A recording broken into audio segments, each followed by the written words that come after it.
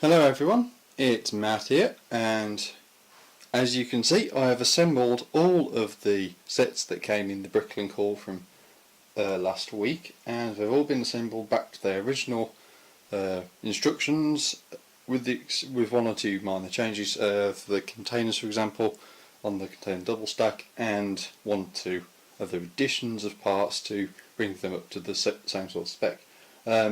So obviously not all the track was included, and the level crossing you see on the far right is actually the one from the Spock haul, but I have put it in there because it is actually of the same era and I did need the extra track just to fit everything in.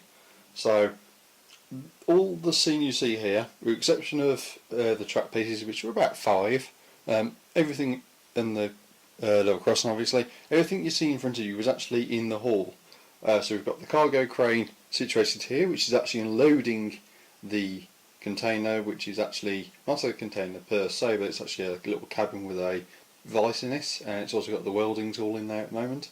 And you may not be able to see this from the camera view, actually you can actually, but there's actually a man with a radio actually radioing the cab operator, sort of giving some guidance. Further back we have the bucko that's actually on the tractor wagon, or whatever the set was called, from 1993.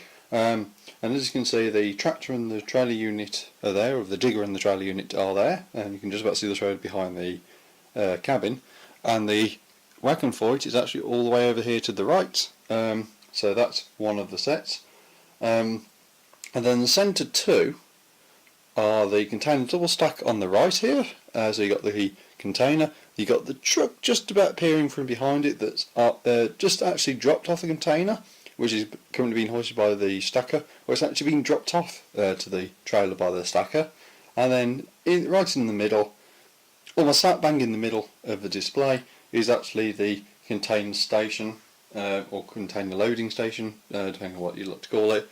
And that's actually just loading up the wagon that was included with the sports car. Now, in terms of parts, as a display piece, I've added track, as I previously mentioned. I've also added 4 tiles and 2 of the 1x1 modified tiles with the U-clip on. And the reason why I've added the pieces is for a very simple reason.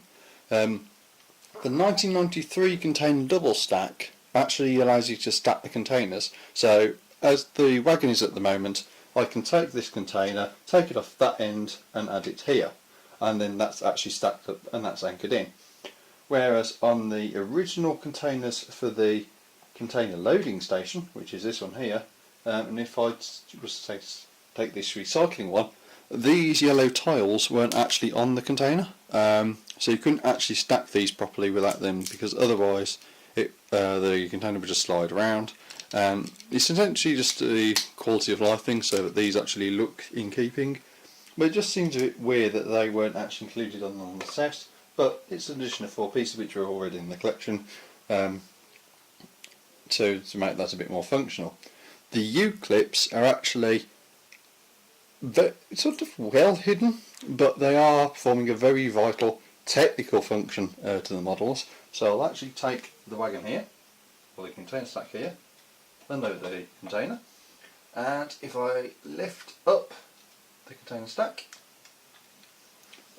and turn around, you can actually see the U-clips there. So there's one.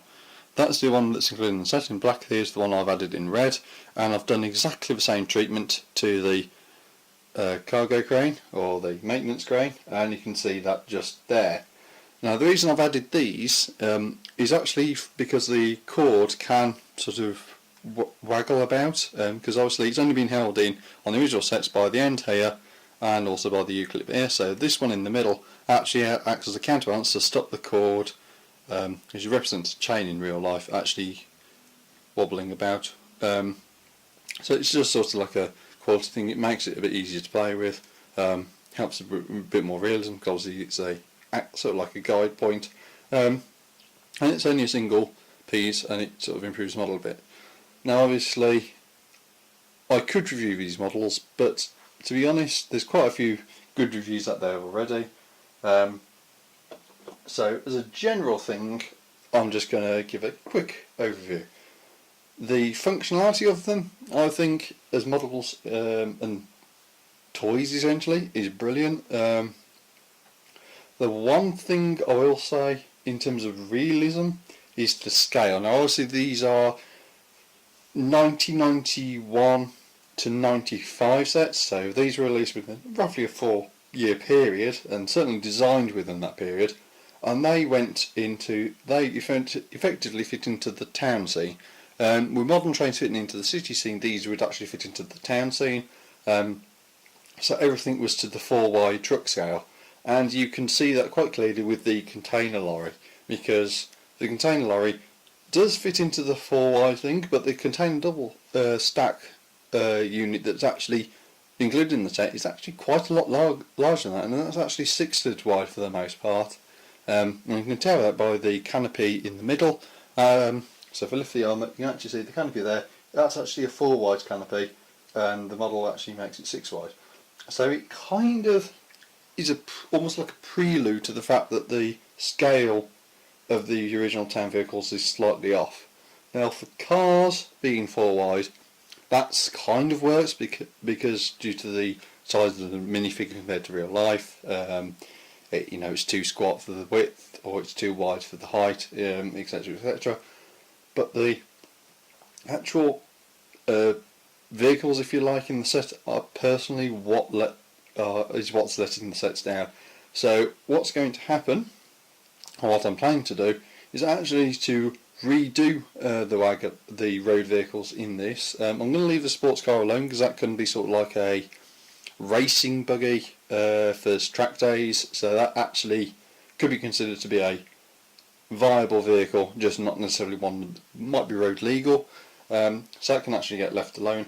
But the rest of the vehicles, such as the digger, the container wagon that was included in the container stack, so that's this little one here, which is actually a really nice sort of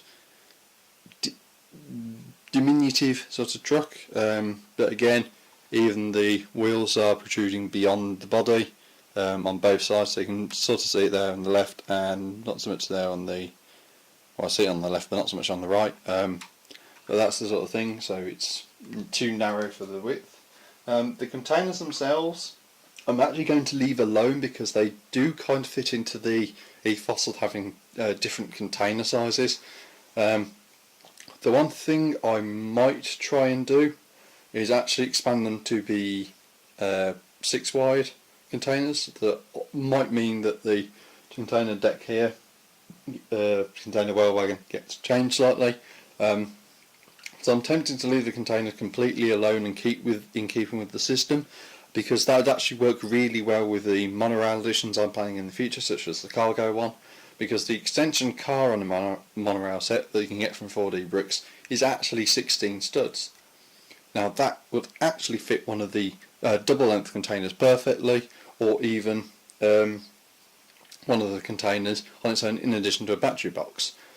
So those would actually fit in really well, and those containers would also fit in with the container stack loader and the crane that's already here, and then I can actually add to the ensemble of cargo things with the addition of the cargo crane from 60052, which was the cargo train set from 2014 I think it was, and I can actually blend that into this piece here by extending the rails out and then modifying the width of the crane stacker to actually fit in with the existing one. So there's a lot of expandability of this set with modern sort of additions, if you like, but I think the biggest factor out of all of it is pretty much just the size of the road vehicles, because obviously I'm used to City, which is 4/5 to 6 wide as a standard, and then with a few vehicles being 8 wide.